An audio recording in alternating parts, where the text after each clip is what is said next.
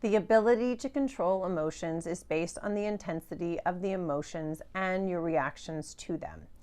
When primitive sensations of arousal or inhibition develop, you simply cannot will them to go away. You wouldn't want to do that because they might be communicating something vital.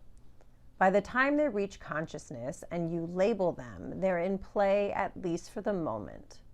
If the emotion is a mild irritation, you can probably talk yourself out of feeling it or at least distract yourself.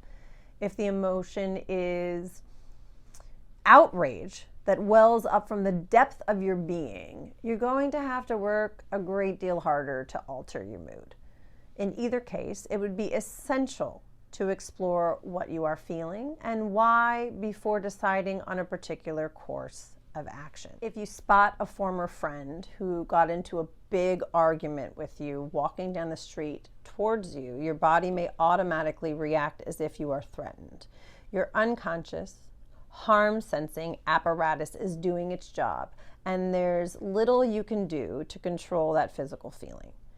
As your old friend, now enemy, draws nearer, you may be relieved to discover it's a complete stranger who just looks a little bit like that old friend. If the person approaching turns out to, in fact, be your ex-friend, but he looks sad and frail and downtrodden and a bit broken, you may experience pity in addition to instant relief. The most effective way to manage feelings is by altering the beliefs that underlie them.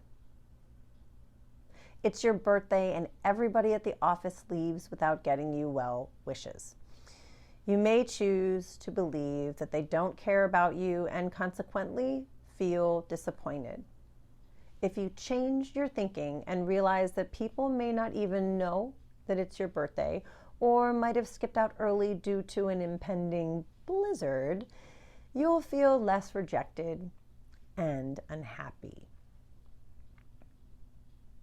That process comes from a therapeutic change model called cognitive behavior therapy, which is based on the principle that your beliefs create your feelings, and your feelings produce your behaviors. If you truly want to benefit from your emotions, you'll have to do a thorough, extensive examination of your belief system to see which thoughts lead to which affects. Please understand that the goal is not necessarily to control feelings, although that's one way of handling them. The goal is to understand the emotions and let them, along with sound judgment, dictate what needs to be done. Sometimes you want to experience an emotion to the max. For example, when you're grieving the loss of a loved one. Other times, you look to gain insight into an emotion to understand how you got yourself into an unhealthy situation, such as being dumped by another lover who just wasn't that nice to you. You often want to consider your available options for taking action before tossing out a snide comment that might provoke an argument with your spouse.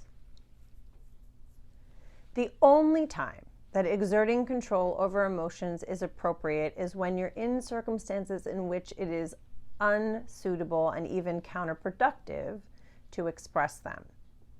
If you're in the midst of teaching a lesson to your students or about to make a sales pitch and feel overcome with regret for some cutting remark you made to your mother this morning, you want to contain your feelings.